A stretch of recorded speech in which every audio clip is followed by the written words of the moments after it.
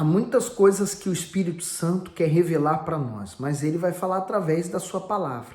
Hoje vamos meditar em Tiago, capítulo 4, e o Espírito Santo vai falar muito forte através dele. Vamos pedir a direção. Senhor Jesus, o Senhor é o único que nos torna capaz de meditar na tua palavra e compreendê-la, porque nós não compreendemos com a inteligência humana, mas com a sabedoria divina. Por isso, nos dá o entendimento da tua palavra.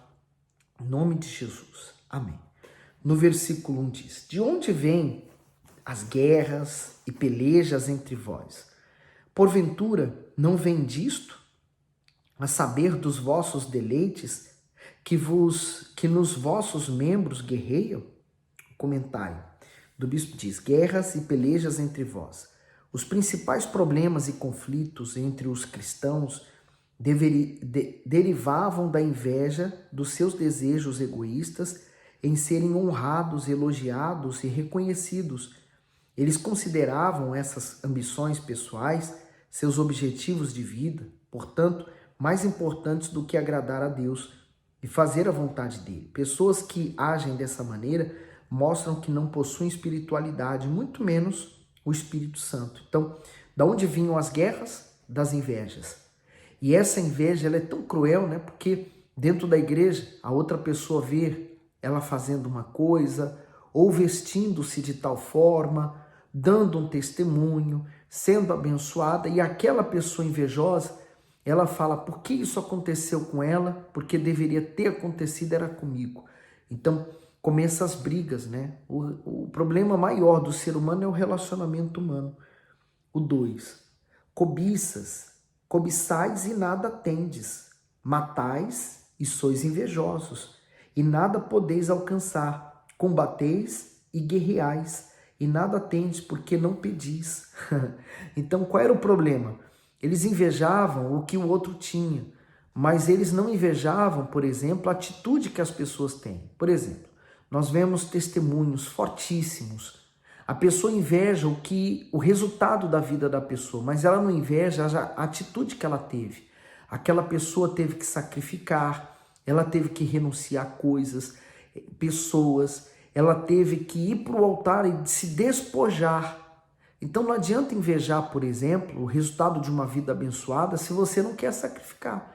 Então vai ficar preso à inveja, à cobiça, ao matar. A pessoa não matou fisicamente, mas dentro dela matou outra pessoa, ela fica combatendo. Por isso que você encontra às vezes a pessoa se despejando só coisa que não presta para você, falando coisas que não prestam, e você nem entende às vezes. A gente consegue entender porque aquela pessoa está invejando, ela não tem o que transmitir, né? Mas ele falou: porque não pedis? O comentário do bispo: cobiçais e nada tendes. A cobiça consiste basicamente em desejar algo que pertence a outra pessoa. Foi isso que levou Lúcifer à queda, pois ao desejar ser semelhante ao Altíssimo, causou uma grande rebelião no céu e assim foi expulso. De anjo de luz se tornou príncipe das trevas. A cobiça e a inveja andam de mãos dadas, e quem possui esses ensinamentos diabólicos dentro de si fracassará em tudo o que fizer. Há muitas pessoas lutando com todas as suas forças para vencer, porém de forma errada. Em vez de pedirem a Deus com humildade e fé que Ele as abençoe, preferem continuar olhando para a vida dos outros e contando apenas com a própria capacidade. Por isso não conseguem nada. Olha o 3. Pedis e não recebeis, porque pedis mal, para o gastardes em vossos deleites. Quer dizer, não significa que nós não devemos ter algum conforto, paz, prosperidade, não é isso. Mas é que essas pessoas queriam para poder mostrar a outras que elas estavam tendo. Ostentação. Elas querem ostentar para as outras pessoas as posses que ela tem. Olha o comentário do bispo Macedo. Pedis mal. Todos nós temos livre acesso para falar com Deus em oração. Porém, ele só responderá àqueles pedidos que não contrariarem a sua justiça. Por exemplo, se alguém ora pedindo para ter um relacionamento com uma pessoa que já é casada, Deus jamais responderá a sua oração, pois seu desejo é contra a sua palavra. Se uma pessoa pede prosperidade que venha de forma ilícita, também não será respondida. Os nossos pedidos só serão atendidos se estiverem de acordo com a vontade do Altíssimo. Quer dizer que, se a nossa intenção for sincera e não estiver imbuída de desejos egoístas ou pecaminosos, Deus terá imenso prazer em nos abençoar. Por isso que no Pai Nosso nós até falamos, seja feita a tua vontade. Por isso nós temos que aliar a nossa vontade com a vontade de Deus. E se aquele pedido que nós estamos fazendo está de acordo com a vontade de Deus, a coisa mais certa é que vai acontecer. O 4. Adúlteros e adúlteras, não sabem vós que a amizade do mundo é inimizade contra Deus?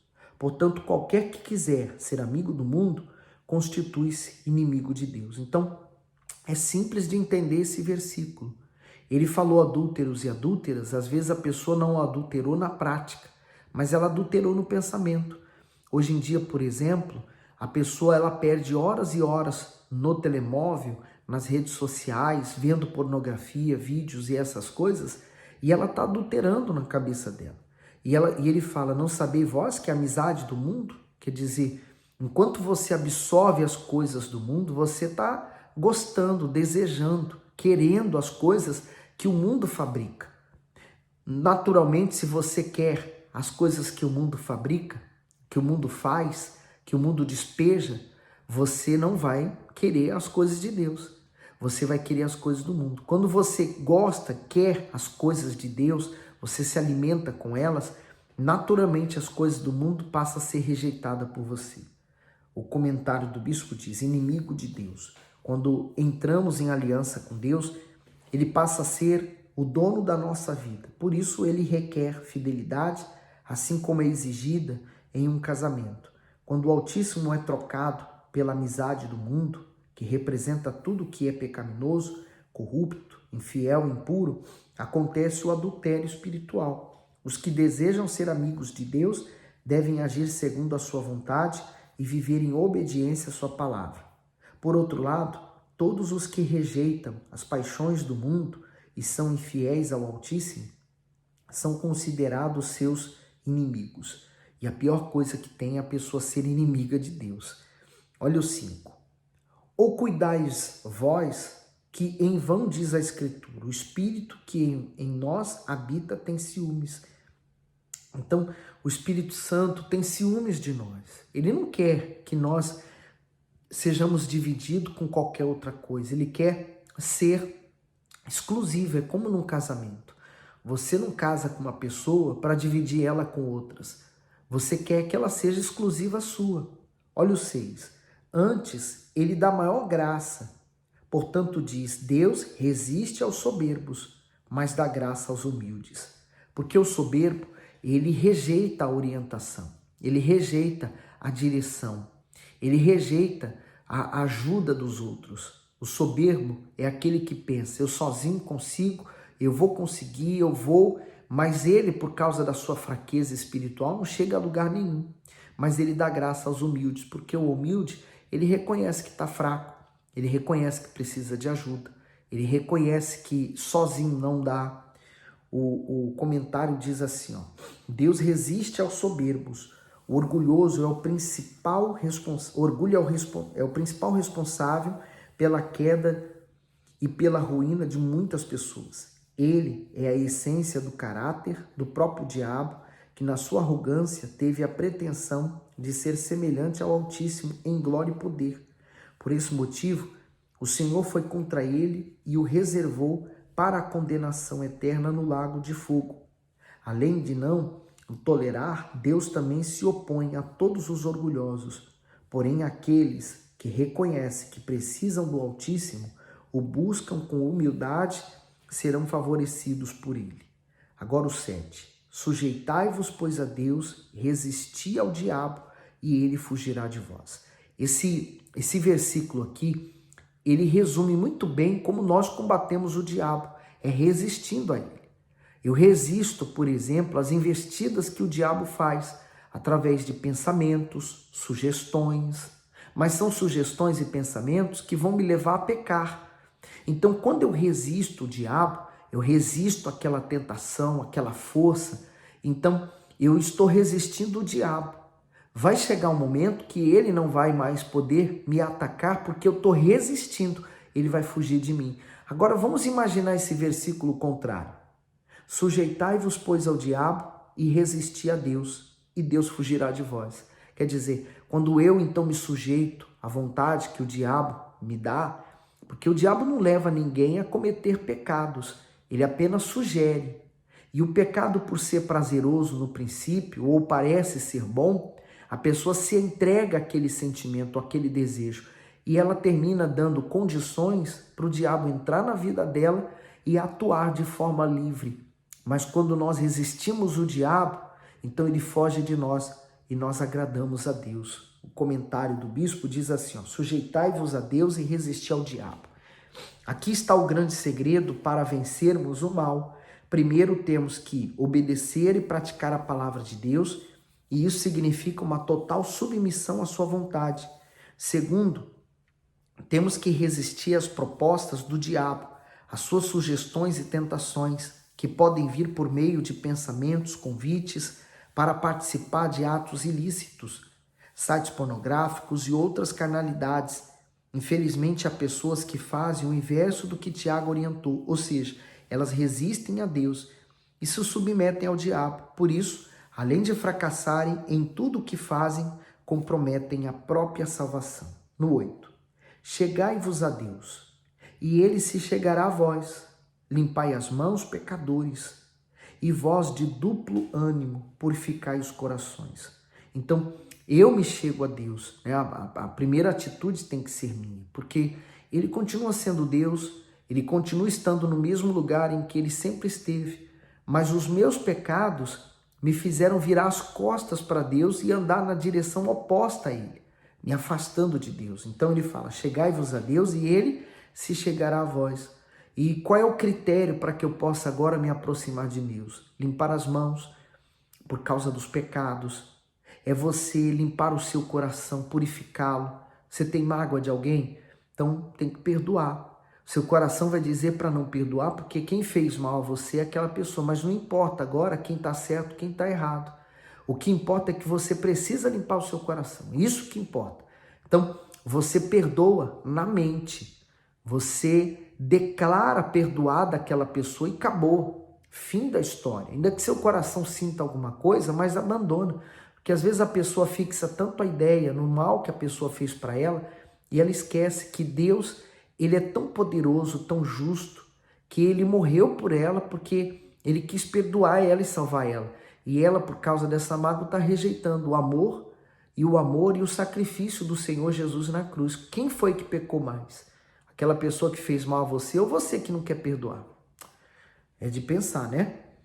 O comentário do bispo diz, chegai-vos a Deus. O Senhor se aproxima de nós à medida que nós nos aproximamos dele. Essa é uma atitude voluntária e recíproca. O Altíssimo respeita a decisão de cada um de querer estar perto dele ou não. A pessoa que chegam à igreja, mas não conseguem chegar a Deus porque não abre o coração para ele e não se definem, pois uma hora o querem, outra hora querem o mundo. Se desejam tudo de Deus, devemos nos entregar a ele por completo.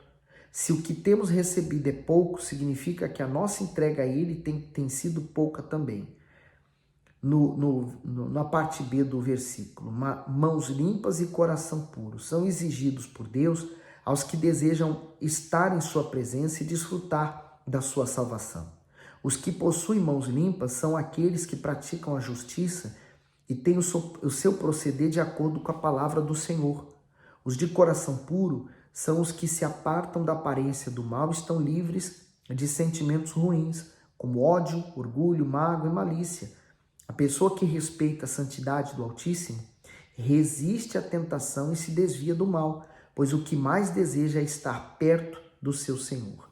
Por isso, a atitude que nós estamos demonstrando diante da palavra de Deus está revelando se nós estamos ou não se voltando para Ele. No 9, senti as vossas misérias e lamentai e chorai. Converta-se o vosso riso em pranto e o vosso gozo em tristeza. O comentário do bispo diz assim: lamentai e chorai. Tiago não desejava ver as pessoas oprimidas, tristes ou se lamentando pelos problemas da vida. Este versículo é um apelo ao arrependimento, pois cada um deveria considerar e lamentar pelos seus pecados e se humilhar diante de Deus para alcançar o seu perdão. Não é possível demonstrar arrependimento sem sentir dor e pesar pelos erros cometidos, mas quando isso acontece, recebemos o perdão do nosso Salvador e assim passamos a ter paz e alegria, pois nos tornamos livres de toda culpa. Agora o 10. Humilhai-vos perante o Senhor e Ele vos exaltará. Então, o segredo da exaltação, mas de Deus, vem através da nossa humilhação aos seus pés. Humilhar a Deus é você reconhecer que você está fraco, que você precisa de ajuda. Então você começa a buscá-lo. E quando acontece o caso da pessoa falar assim, mas eu não entendi. Eu não tenho o Espírito Santo porque falta me entregar para Ele. Mas o que falta me entregar para Ele, eu não sei. Aí entra a busca, né? Você vai falar com Deus, Senhor, o Senhor me mostra o que está faltando eu te entregar para que o Senhor venha entrar em mim. Então, nessa busca, o Espírito Santo vai te mostrar claramente o que você falta entregar para que ele possa completar a obra dele em você. O comentário do bispo diz assim: humilhai-vos perante o Senhor. Deus é misericordioso e compassivo, por isso está pronto para perdoar a todos que se humilharem com o coração arrependido na sua presença. Davi cometeu um grave pecado contra o Senhor, mas ao se humilhar, confessando a sua iniquidade, foi perdoado. Há vários exemplos na Bíblia de pessoas que estavam totalmente perdidas e derrotadas em meio aos problemas e às aflições, mas no momento em que chegaram diante do Altíssimo e rasgaram o coração, foram socorridas e honradas por ele, como foi o caso do rei Manassés. Ele havia praticado coisas horríveis e abomináveis diante de Deus, e por isso caiu nas mãos do seu inimigo. Mas ao se humilhar com sinceridade perante o Senhor, foi socorrido e favorecido por ele. O problema de muitas pessoas é que elas se humilham para o diabo, para os homens e para os problemas, mas nunca para Deus. Essa é a razão dos seus constantes fracassos. E é verdade, quanto mais você se humilha para esse mundo pisa em você. Se você quer deixar de sofrer, o segredo está em você se voltar para Deus e se humilhar para Ele. Olha o 11. Irmãos, não faleis mal uns dos outros. Quem fala mal de um irmão e julga seu irmão, fala mal da lei e julga a lei. E se tu julgas a lei, já não és observador da lei, mas juiz. Então, aqui está um versículo muito, muito, muito importante. Porque normalmente, e em todo lugar, não é só na igreja não, é no trabalho, em casa, na família, há fofocas. A fofoca é o quê? Você viu algo de errado numa pessoa e você vai contar para o seu amigo. Mas você vai contar no sentido de você ter um assunto para falar com ele. Às vezes, se você pode observar, se você não é pessoa de ficar fazendo fofoca, você vai ser pessoa de poucos amigos, pouca gente vai te ligar porque não vai ter assunto para falar com você. E às vezes os assuntos que você tem para falar com aquela pessoa são espirituais, são da Bíblia, são de Deus, e aquela pessoa também não está muito interessada a ouvir isso. Aí o comentário do bispo diz assim: não faleis mal um dos outros. Quando alguém fala mal do outro, na realidade está em uma condição muito pior do que aquele de quem se falou. Primeiro, porque esquece que também tem erros. Segundo, porque em vez de se concentrar em corrigir a si mesmo, prefere apontar os defeitos dos outros. Isso é muito desagradável a Deus, pois é algo que vai contra a sua palavra. O Altíssimo fez a lei e é o único que pode julgar por isso. Uma vez mais, Tiago adverte acerca dos pecados da língua. Quando falamos mal de alguém, estamos transgredindo a lei e destruindo a nossa comunhão com o Senhor. Os que falam falsamente contra uma pessoa pecam contra a lei de Deus, pois o caluniador se coloca acima dela. O Senhor Jesus já havia exortado acerca disso. Não julgueis para que não sejais julgados. E aí o 12, há só um legislador que pode salvar e destruir. Tu, porém, quem és que julga o outro? Eia, agora vós, que dizeis, hoje ou amanhã iremos a tal cidade, e lá passaremos um ano e contrataremos e ganharemos. Digo-vos que não sabeis o que acontecerá amanhã, porque que é a vossa vida? É um vapor que aparece por um pouco e depois se desvanece. Em lugar do que devis dizer, se o Senhor quiser, e se vivermos, faremos isso ou aquilo. Mas agora, vós gloriais em vossas presunções, toda glória tal como esta é maligna. Comentário do bispo diz assim: não sabeis o que acontecerá amanhã. Muitas pessoas fazem planos sem consultar a Deus, confiando em si próprias como se estivessem no controle de suas vidas, e por isso se decepcionam. É claro que ninguém planeja fracassar, mas isso acontece quando não projetamos a nossa vida junto ao Senhor Jesus. A exemplo disso, quantas pessoas na virada do ano fizeram planos, traçaram metas, planejaram viagens e não conseguiram realizar nada do que sonharam. Pelo contrário, até morreram. Sabe por que isso geralmente acontece? Porque se esquecem de colocar o Criador em primeiro lugar. Não podemos jamais cair no erro de pensar que somos autossuficientes e que basta desejarmos algo que isso acontecerá. A vida depende da fé, pois é ela que nos dá a segurança de que Deus estará conosco para nos ajudar. Quando vivemos em comunhão com o Altíssimo e buscamos a sua direção, sabemos quais decisões tomar, pois temos o seu auxílio. Porém, se o nosso coração se encher de vaidades e pensamentos que, ao nosso modo, tudo estará bem, pereceremos. É simples de nós analisarmos isso que nós lemos agora. É só a gente lembrar o que aconteceu quando iniciou a pandemia. Antes dela, haviam pessoas fazendo planos de se casarem, viajarem, lua de mel, de abrirem um negócio, de expandir o seu negócio, de fazer isso, fazer aquilo, trabalhar aqui, trabalhar acolá. Mas quando veio a pandemia, muitas pessoas foram pegas de surpresa. Então, há pessoas que estavam planeando se casar e morreram. Há pessoas que estavam planeando aumentar o seu negócio e fecharam, hoje estão no desemprego. Há pessoas que, por exemplo, pensavam que ia manter-se casado, mas quando se confinou, ficaram dentro de casa os dois juntos e se separaram. Então, assim, a pessoa ela pode fazer planos, mas a resposta tem que vir de Deus. Por isso que a nossa dependência é de Deus. Quando nós temos um plano, nós apresentamos a Deus. E se Ele está de acordo com a vontade dEle, vai acontecer, vai dar tudo certo. O 17, aquele, pois, que sabe fazer o bem e não faz, comete pecado. Simples como tudo. Pastor, o que eu estou fazendo é pecado? Vamos analisar aqui, por esse versículo. Que sabe fazer o bem. É o bem?